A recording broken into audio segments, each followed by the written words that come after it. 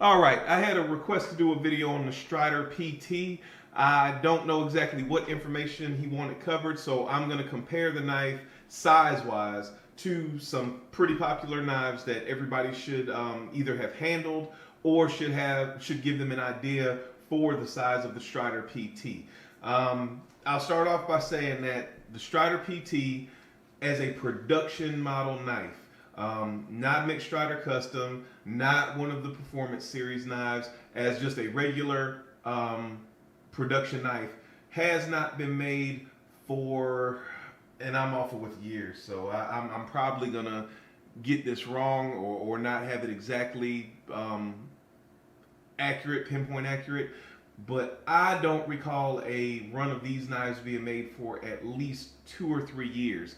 And I know that they did a run a while back, and it seems like the last run I remember, they did some concealed carry Strider PTs, and they even did some in orange because I remember picking one up from GP Knives, which if you don't shop over there, I would check it out. GPKnives.com, great place to do business with. One of the people that work over there, Chrissy, is one of my buddies, so I would check them out. By the way, when I shout these people out, these are people that I actually do business with. These are people that I actually buy things from. I don't get anything for free. No one sends me anything. And even if they did, I thank you all by now if you've been watching my YouTube videos, and I know you know if you've been subscribed to my Instagram channel. I'm going to tell you the truth regardless. Sometimes it's not popular. Sometimes people don't like what I say, but I'm going to tell you my honest opinion all the time, 100%. So I just wanted to throw that in there because I know I've mentioned collector knives a few times in the past couple of traditional videos, which is another reason why I'm getting away and doing a modern video. And I've mentioned some other companies. All those things are products that I have bought with my money and that I believe in. And even if I didn't, I'm only going to give you a review or my opinion of an item that is accurate, and I'm not going to pull any punches. Again, like I said, I know that drives some people crazy. I know some people don't like that, but if you've been following my Instagram, and hopefully if you've watched these videos, you know that I'm going to tell you what I think across the board, and I'm going to do my best to have facts that I can show you. That's something that I don't think a lot of people do. But let's get into the knives. Here, laid out in front of you, I have a Great Eastern Cutlery number 15. This is a Tom's Choice version, but it's still just the same size as a 15. The Strider PT, a Spyderco Delica, HAP 40 Delica, so it's also a sprint run, but it's still the same size as a regular Delica. The Benchmade 940-1, again, this is one of the more special runs, but still the same size as any 940. Then I have the Spyderco Paramilitary 2 on this side. Again, this is the carbon fiber run in CPM M4. Great steel, great knife, but it's still the same size as a Paramilitary 2. So you can see here, if you're a traditional guy, that the PT is pretty close in size to the number 15. And I'll open up both of them here so you can see. They're pretty close in size. Not exact, but pretty close. The Delica, which I know a lot of people say that this is one of the best EDCs there are. This knife, again, it's pretty close in size. So I'll show you these closed.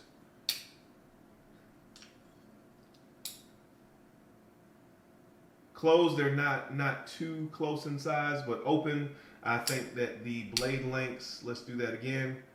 The blade lengths are pretty comparable. So blade lengths are pretty comparable if I lay them pivot to pivot. Blade shape's a little different. There's definitely more handle on this than there is on this, but that's an example next to the Delica.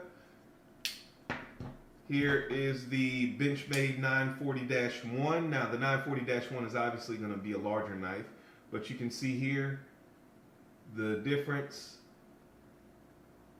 Now I'll lay the PT on top. You can see there the difference. Closed. Here's the difference. Pivot to pivot.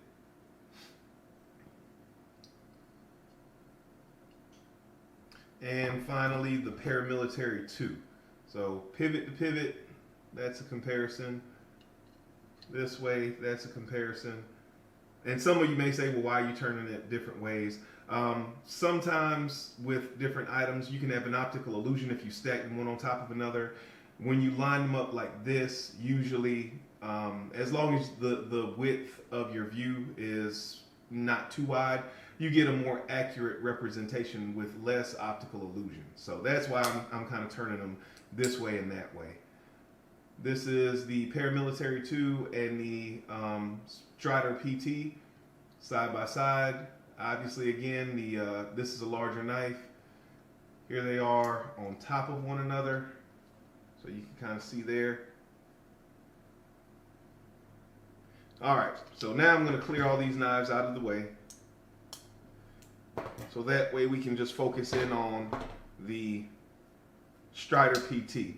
Now, like I said, this knife hasn't been made, to the best of my knowledge, for at least 2 years, and I won't say 3 or 4, but they're usually Lego like this. Which Lego, if you're not familiar or you didn't watch my other video on Striders, just means the regular blocky handle. So this would be a Lego Strider, and I do cover all that in an earlier video, so you can go back and check that out, talk about all the different models and all that stuff. They come in several different colors, many different colors. They're usually drop points. However, they have offered Tontos in the past, but they're usually drop points like this. The blade steel is S30V, and I don't believe it's marked on this model, but the blade steel is usually S30V. I don't know of any exceptions to that. Again, talking just purely production PTs. It's a frame lock knife. There have been bead blasts like this, stone washed. I believe there have been the Striderized finish, the flame titanium. The pivot on these is different than the pivot on the full size Striders. There is still a proprietary style pivot on the G10 side with that slot there. However, I'm pretty sure you could stick like a small screwdriver or something in there. It may scratch it, so if you're cautious about that, you might want to put some tape on there. But the other side has the 3 holes, and this is also different here. I believe the last run that they did, at least the CC I had, it had this style pivot on both sides. So it had the 3 holes on both sides. And I don't remember if they released a tool for that, but I know some people, what they were doing is they were taking like the silver portion off of a binder clip and using it as a wrench, or you could, fashion anything else that you could bend into something that'll fit in these holes. So the concealed carry, the CC version, did not have a pocket clip on the last run. Most of these do. They're all frame locks, titanium frame locks, so it's the same style construction. It's just been shrunken down from the other larger models. So that's kind of a look around the blade. The blade finish, they've done stone washed and black oxide. I don't recall seeing any tiger stripe, and I know I don't recall seeing any ghost stripe, but anything is possible. Strider's been around a long time. This knife here has been very, very good. You can see centering is good. The lockup is good. It sounds like a little mini Strider. Even though the lockup looks a little bit late, it's rock solid. And this knife, actually, I'm a member of a group called the Usual Suspect Network, and I actually passed this knife around to roughly 15 or 16 guys all around the United States. This knife was gone from me for about almost close to a year. And when it came back, it had a little bit of damage up towards the tip. And it looks like I got it all out. But it had a little bit of damage up towards the tip. At the time, I don't have it anymore, but I used my sharp maker. I ran this across the sharp maker, just the tip. Then I stropped the entire edge, and it came right back after a year's use. Now, granted, I don't think everybody was beating the knife to death, but you can see there's scratches. There's wear right behind the bevel. You can see there's scuff marks up here. So it was used, but now I don't think it was beat to death. Overall, I think that if this knife were to be released, I think that this would be a popular knife for the common person. So a lot of the slip joint guys, a lot of guys that want something that just kind of slips in their pocket and disappears. This would be a good knife for that. It's not as big as the other knives. It's not as heavy as the other knives.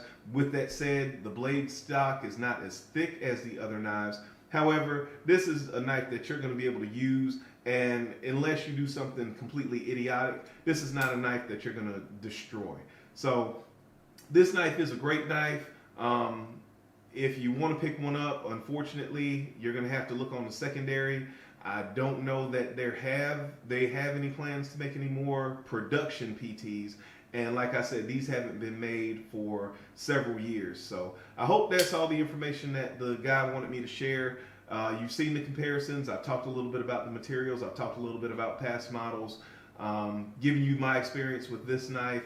And I'm not even the first owner of this knife. I guess I should say this. This knife, actually, I'm at least the second owner, but it's held up. It's never been into the Strider spa. The lockup, it's never had lock rock. I've never had any issues with the steel, nothing. It's just been a solid knife. And I'll show you a few shots in hand. That's really the thing that impresses me about this knife. I guess it's the last thing I'm going to cover, but it's the most impressive thing to me.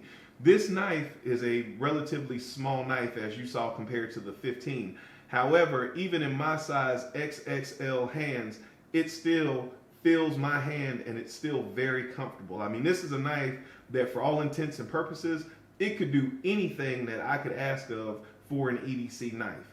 And I always choke up, so if I hold it, it fills my hand. You can see it goes right to the end of my hand, and I wear an XXL glove. So even if I hold it here, all four of my fingers can still get on the handle of this knife, and I can still get a good purchase, and I could cut my sandwich, I could cut some string, I could whittle some type of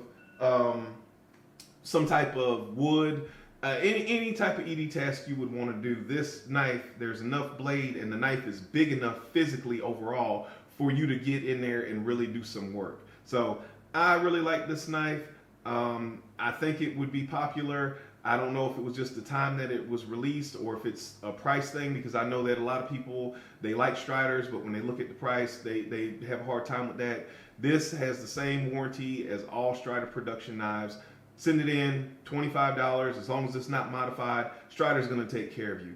Again, I don't know of a single company out there that has that type of a warranty where they don't ask you any questions. You send in your money, they send you back a knife that's fixed and repaired. The only other company, I take that back, the only other company that I can think of right off the top of my head that has a no questions asked, replace the blade type warranty is Essie. And I've used that warranty a few times, once, but that's the only other company that I can think of off the top of my head. And Essie, they are also great with that type of a warranty, but they mostly make fixed blades. So I don't think that you can necessarily directly compare them to a folder company. I don't know of another folder company that has a no questions asked warranty where if you break it, as long as you haven't modified the knife in any way, you send it in with your check and they send you back a repaired knife. No questions asked, no additional fees, no hidden fees, none of that kind of thing. So just a great knife. Hope I haven't rambled too long. I guess I'll catch you guys in the next video. Thank you all for watching, and I'm very appreciative to be well over 200 subscribers now. And just every time I turn around, I get people having good comments about my video, enjoying the content, learning new things. And that's what I started this channel for. I just want to kind of share some information, grow the community, and just really give back. So I appreciate you guys watching the video. Hope you have a great Saturday. See you in the next one.